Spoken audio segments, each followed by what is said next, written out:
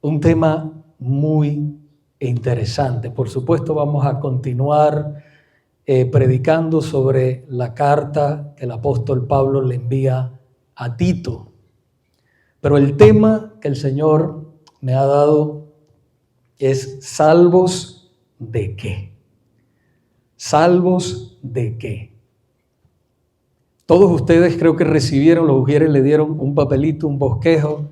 Si no lo tiene, por favor, pídalo, levante la mano y pida ese bosquejo. De allí es donde usted se puede guiar, llevarse ese papelito para su casa y allí pues puede tener referencia de todo lo que estamos predicando.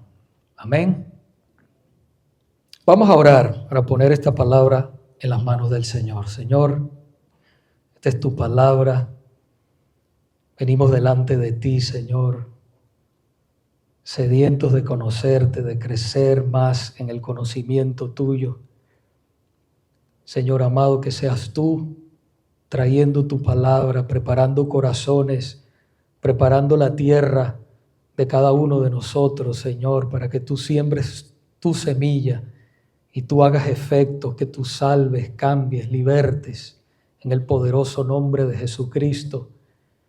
Y que seamos edificados por ti, Señor, no solamente para crecer en tu palabra, sino también para salir y llevar tu palabra, ser testigos en un mundo, Señor, que tiene tanta necesidad de ti. En el nombre de Jesús, y toda la iglesia dice amén y amén. Quiero dar un saludo también a todas las personas que nos ven posteriormente en las redes sociales. Dios te bendiga. Prepara tu Biblia, prepara tu mente y prepara tu corazón. Usted va a recibir el poderoso mensaje del Señor. ¿Salvos de qué? Hace aproximadamente unos 6 años que partió a la presencia de Dios el muy renombrado doctor R.C. Sproul, en inglés R.C. Sproul. ¿Quién era R.C. Sproul? R.C. Sproul fue, hermanos, un teólogo, profesor y pastor y uno de los defensores más grandes de la teología reformada en nuestros días. Él partió en el año 2017, si no me equivoco, y ya está en la presencia del Señor, pero dejó un legado tremendo para que todas las iglesias, ¿verdad?, que se han ido desviando de lo que es la teología reformada, la teología bíblica, vuelvan otra vez al camino. Pero él contó un testimonio, una historia que le sucedió a él cuando él estaba recién comenzaba en la universidad, en sus estudios. Dice que un joven compañero de estudios de él le preguntó un día que si él era salvo. Le preguntó que si él era salvo. Y él le dijo y le respondió y le dijo, ¿salvo de qué? ¿Salvo de qué? El joven asustado no supo qué decirle en ese momento y se quedó callado. Con el tiempo, hermanos, el doctor Sproul fue salvo por la gracia de Dios y pudo entender de qué había sido salvo. Él pudo entender de que había sido salvo de la ira de Dios. En el Evangelio de Juan, capítulo 3, versículo 36, dice la palabra del Señor que el que cree en el Hijo tiene vida eterna, pero el que no obedece al Hijo no verá la vida, sino que la ira de Dios permanece sobre él. Iglesia, Cristo vino a este mundo a salvarnos de la ira de Dios. Ahora, la ira de Dios no es como la ira de los seres humanos. La ira de Dios es una ira justa, santa, y como el único Dios santo y justo no puede tolerar el pecado ni al pecador, al menos que éste sea liberado y perdonado por Jesucristo. Como les decía al principio, hoy vamos a continuar con la carta que el apóstol Pablo le envió a Tito, un pastor joven también que él había dejado en Creta, como ya muchos de ustedes saben. Y contestaremos, hermanos, 3 preguntas que nos ayudarán a comprender la salvación, esta salvación tan grande que muchos de nosotros hemos recibido. La pregunta número 1 que vamos a responder es: ¿por qué nos salvó Dios? ¿Por qué nos salvó Dios? La número 2, ¿cómo nos salvó Dios? Y por último, ¿para qué nos salvó Dios? Si trajo su Biblia, por favor, acompáñeme a Tito, capítulo 3, versículo del 3 al 7. Si no trajo su Biblia, va a estar aquí también en la pantalla. Tito, capítulo 3, versículos del 3 al 7 dice: porque nosotros también en otro tiempo éramos, fíjese la palabra éramos, necios, desobedientes, extraviados, esclavos de deleites y de placeres diversos, viviendo en malicia y envidia, aborrecibles y odiándonos unos a otros. Pero cuando se manifestó la bondad de Dios nuestro Salvador y su amor hacia la humanidad, Él nos salvó, no por obras de justicia que nosotros hubiéramos hecho, sino conforme a su misericordia, por medio del lavamiento, de la regeneración y la renovación por el Espíritu Santo que Él derramó sobre nosotros abundantemente por medio de Jesucristo nuestro Salvador, para que justificados por su gracia fuéramos hechos herederos según la esperanza de la vida eterna. Gloria al Señor. La bondad de Dios, hermanos y amigos, se ha manifestado a este mundo por medio de Jesucristo. Usted quiere ver el amor de Dios, usted tiene que ver a Jesucristo. No hay amor más grande que ese. Pero ¿por qué nos salvó Dios? Para nosotros poder entender bien por qué y de qué nos salvó Dios, debemos ir a la raíz del problema del ser humano. ¿Dónde comenzó todo? Génesis capítulo 3, versículos 6 al 7, hablando de nuestros primeros padres, Adán y Eva, dicen las Sagradas Escrituras que cuando la mujer, Eva, vio que el árbol era bueno para comer y que era agradable a los ojos y que era el árbol deseable para alcanzar la sabiduría, tomó de su fruto y comió. También dio a su marido que estaba con ella y él comió. Entonces fueron abiertos los ojos de ambos y conocieron que estaban desnudos y cosieron hojas de higuera y se hicieron delantales.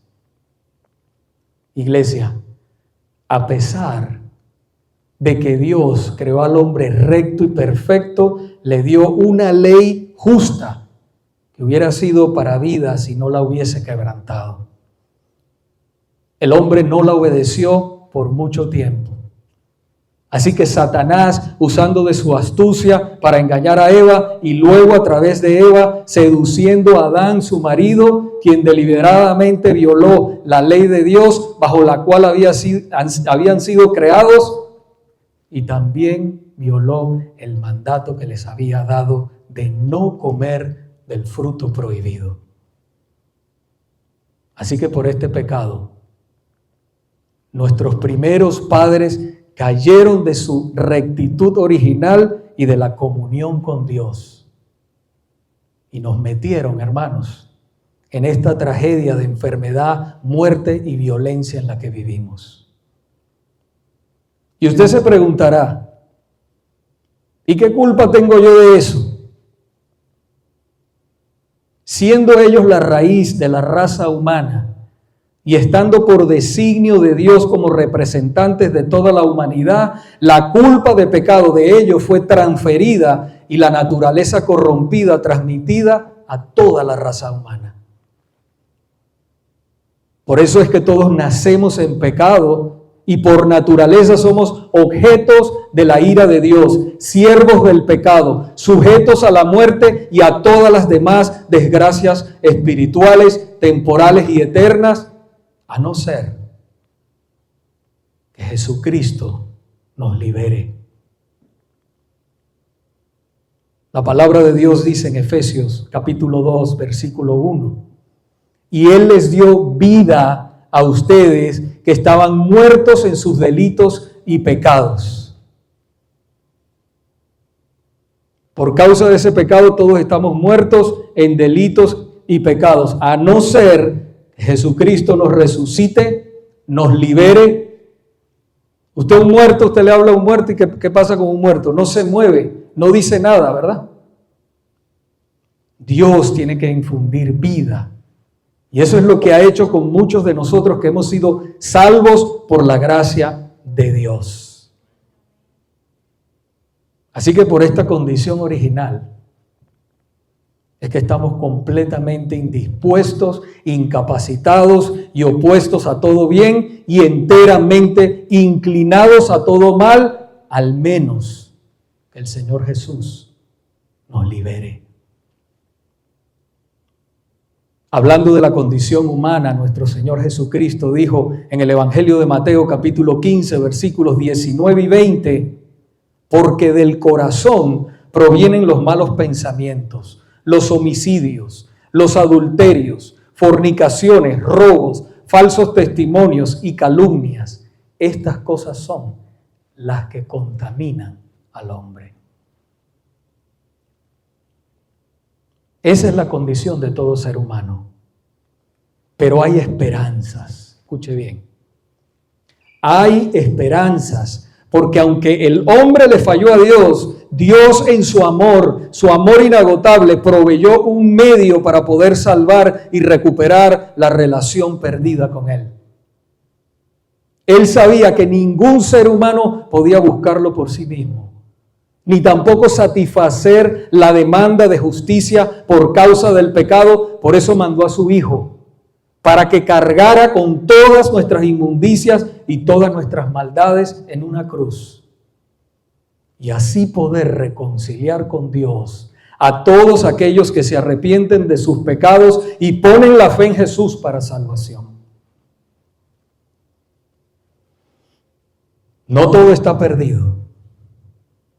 Cristo es la salvación.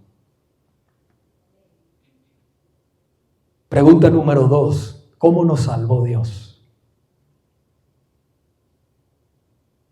Tito capítulo 3, que ya leímos, versículos 5 y 6, nos dice, Él nos salvó no por obras de justicia que nosotros hubiéramos hecho, sino conforme a su misericordia, por medio del lavamiento de la regeneración y la renovación por el Espíritu Santo, que Él derramó sobre nosotros abundantemente por medio de Jesucristo, nuestro Salvador. Hermanos y amigos, de acuerdo con la voluntad de Dios, el Hijo eterno, que es igual al Padre y la representación exacta de su naturaleza, se despojó voluntariamente de la gloria del cielo. Fue concebido por el Espíritu Santo en el vientre de una virgen y nació Jesús de Nazaret, Dios hombre, 100% Dios, 100% hombre. Y como hombre, caminó en esta tierra en perfecta obediencia a la ley de Dios. Nunca pecó. Pero en la plenitud de los tiempos fue rechazado por los hombres y crucificado. Y en la cruz llevó tu pecado y el mío. Sufrió la ira de Dios y murió en tu lugar para salvarte de ir al infierno. Al tercer día resucitó de entre los muertos. La resurrección, hermanos, de Cristo es la declaración divina de que el Padre ha aceptado la muerte de su Hijo como un sacrificio por el pecado del hombre. En otras palabras, Jesús pagó la deuda de pecado por la desobediencia tuya y mía. Y así Él ha satisfecho las exigencias de la justicia de Dios y se ha aplacado su ira. 40 días después de la resurrección, el Hijo de Dios ascendió a los cielos, se sentó a la diestra del Padre y se le dio gloria, honor y dominio sobre todo. Y allí, en la presencia de Dios, hermanos, representa a su pueblo y hace peticiones a Dios en su nombre. Así que todos los que reconocen su condición de pecadores y se arrepienten de su rebeldía y se entregan a Cristo por la fe, serán plenamente perdonados, declarados justos y reconciliados con Dios. El que cree en el Hijo tiene vida eterna. Pero el que no obedece al Hijo no verá la vida, sino que la ira de Dios permanece sobre él. Juan 3:36. Por eso en esta tarde te digo, ven a Jesús en arrepentimiento y fe y escapa de ese horrendo lugar llamado infierno al cual van todos los que han rechazado a Jesús, el Hijo de Dios, que es el único camino al cielo.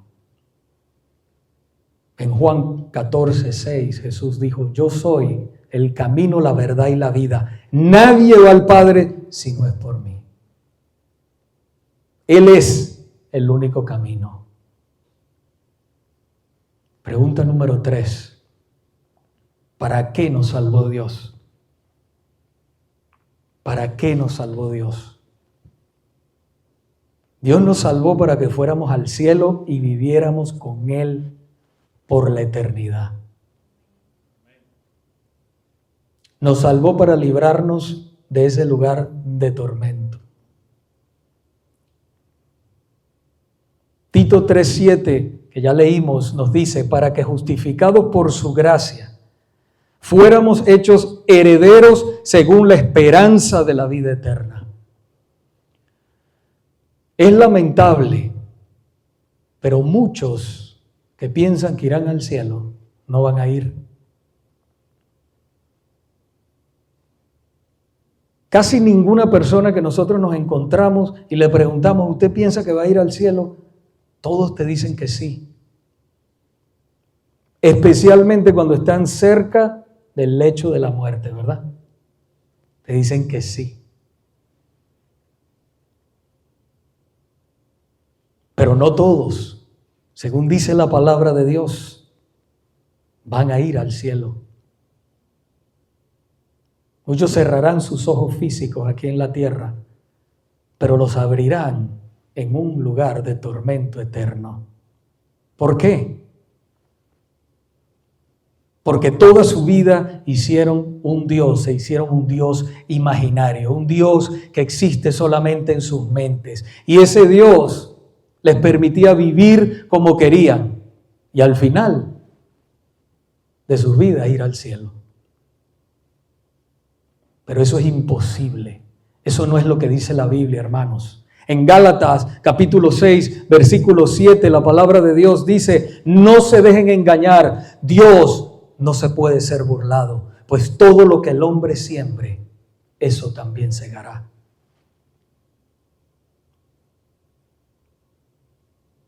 ¿Cómo estás viviendo cada día? ¿Vives para Dios? ¿O vives para ti y para este mundo pasajero? ¿Cómo estás viviendo? No me conteste. Cada uno en su corazón, en su mente. ¿Cómo estás viviendo? Eso me recuerda a mí a la historia de un hombre que vivió toda su vida egoístamente a espaldas de Dios, engañado pensando que viviendo de esa manera iría al cielo. Pero lamentablemente llegó el día que le llega a todos, el día de ajustar cuentas con Dios. Y se dio cuenta de que de Dios nadie se burla. En Lucas capítulo 16, versículos del 19 al 31, Jesús contó esa historia de ese hombre.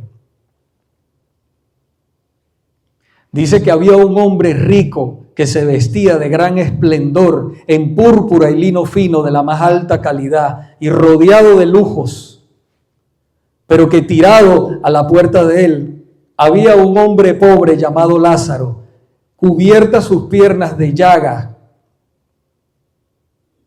Y mientras Lázaro estaba allí tendido, deseaba comer de las sobras de este hombre rico. Y este hombre no le daba nada. Era un egoísta, vivía para él. Y sigue diciendo la palabra que los perros venían y le lamían las llagas abiertas. Pero dice, con el tiempo, este hombre murió y los ángeles, Lázaro, murió y los ángeles lo llevaron al seno de Abraham, al cielo. Y el hombre rico también murió y fue enterrado, y su alma fue al lugar de los muertos, al infierno. Y allí en medio del tormento, vio a Abraham desde lo lejos, y vio también a Lázaro junto a él. Y el hombre rico gritó: Padre Abraham, ten piedad, envíame a Lázaro para que moje la punta de su dedo y calme esta sed tan grande y me refresque, porque estoy aquí en angustia en estas llamas. Y Abraham le dijo: Hijo, recuerda que tuviste todo lo que quisiste durante tu vida. Todos los placeres, todos los lujos, viviste como querías, en otras palabras, estoy parafraseando. Y Lázaro no tuvo nada. Ahora él está aquí recibiendo consuelo y tú estás en angustia. Además, hay un gran abismo entre nosotros que nos separan. Ninguno puede ir para allá y ninguno puede venir para acá. Entonces el hombre rico dijo: por favor, Padre Abraham, al menos envíalo a mi casa, envíalo a la casa de mi padre, porque tengo allí 5 hermanos y no quiero que ellos vengan a este lugar de tormento. Tenía 5 hermanos que estaban viviendo como él vivía, hermanos. Y él no quería que sus hermanos vinieran allí a ese lugar de tormento llamado infierno. Pero Abraham le dijo: a Moisés y a los profetas ya les advirtieron. Tus hermanos pueden leer lo que escribieron. O en otras palabras, pueden leer la Biblia. Ellos pueden leer lo que Moisés, lo que Dios le dio a Moisés y a los profetas, lo pueden leer. No, Padre Abraham, le dice el rico, si alguien de los muertos resucitara y se les apareciera, ellos creerán.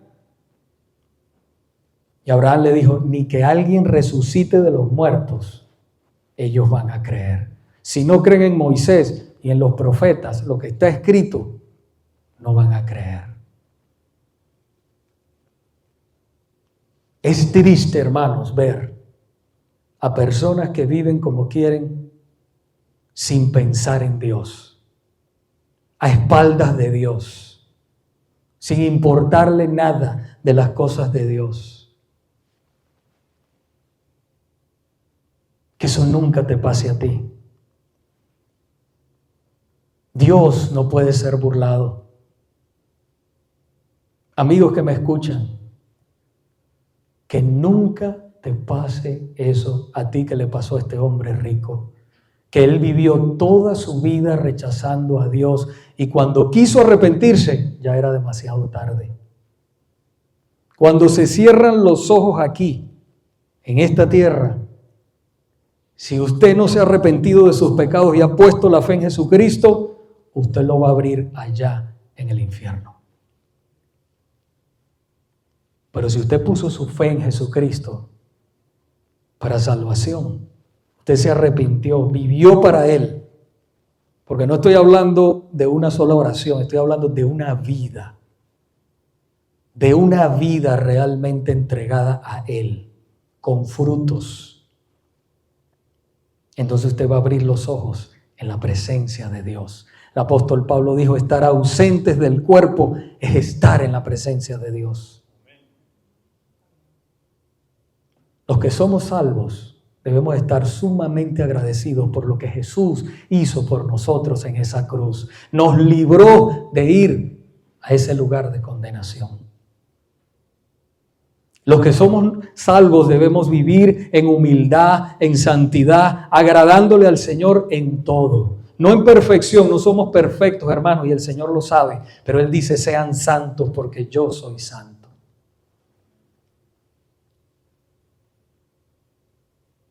Esa es la voluntad de Dios.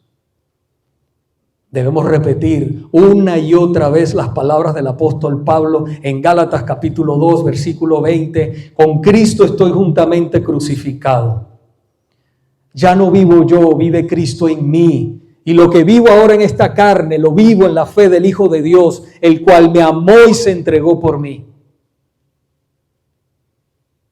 Cada cristiano debe vivir así, de esa manera, crucificando esta carne diariamente. Mis deseos, Señor, no son mis deseos, son los tuyos, Señor. No quisiera irme en esta tarde sin hacerle un par de preguntas a los amigos que están aquí. Han llegado aquí por primera, por segunda vez, o si tienes ya tiempo visitándonos.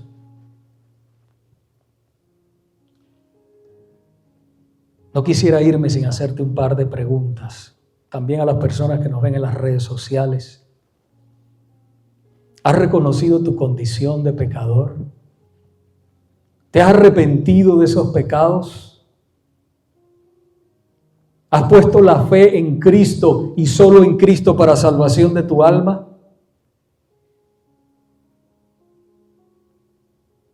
Si no lo has hecho, entrégate hoy a Cristo.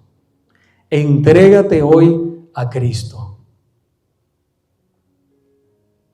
Los que permanecen viviendo sus vidas como quieren, sin arrepentirse de sus pecados, sin apartarse de ellos, sin poner la fe en Jesús, viviendo para ellos egoístamente, están bajo la ira de Dios.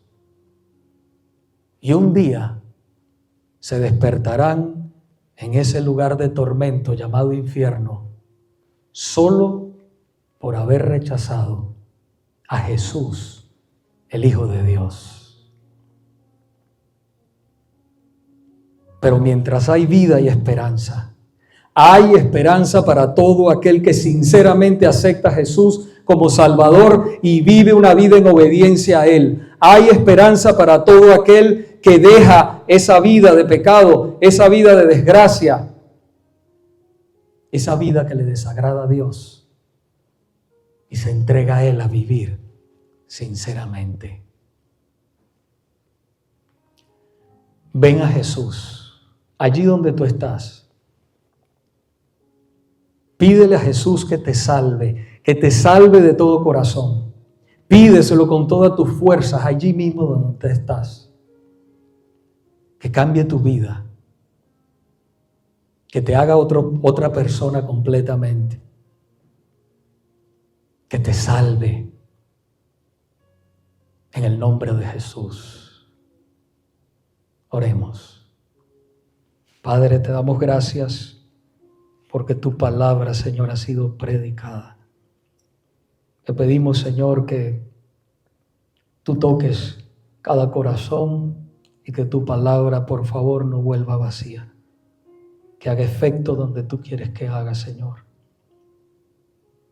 Dios mío, estamos aquí, ayúdanos para seguir firmes y adelante en todo lo que tú nos has mandado. Te lo pedimos en el nombre de Jesucristo. Amén. Hermanos, amigos, Dios les bendiga en esta tarde. Gracias por haber estado aquí en la casa de Dios. Vamos a tener allí un refrigerio. No se vaya, quiero conocerle, quiero hablar un ratito con usted. Dios les bendiga, aquí vamos a estar, si el Señor nos los permite, el viernes a las 7 de la noche, como siempre estamos. Si usted entregó su vida a Cristo, ahí no se queda todo. Necesita crecer. La palabra de Dios dice que necesitamos crecer en el conocimiento de Dios. Eso no es todo. Dios quiere que usted aprenda cómo debe vivir para Él. Yo siempre me he puesto a pensar, ¿por qué el Señor salva a una persona y lo deja aquí en la tierra? ¿Por qué? ¿Usted nunca ha pensado en eso?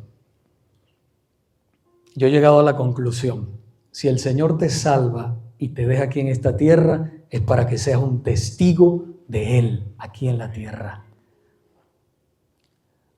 Para que seas sus manos, sus pies, sus ojos, su boca. Para que continúes la gran comisión, cumplas la gran comisión. Vayan por todo el mundo y prediquen el evangelio a toda criatura.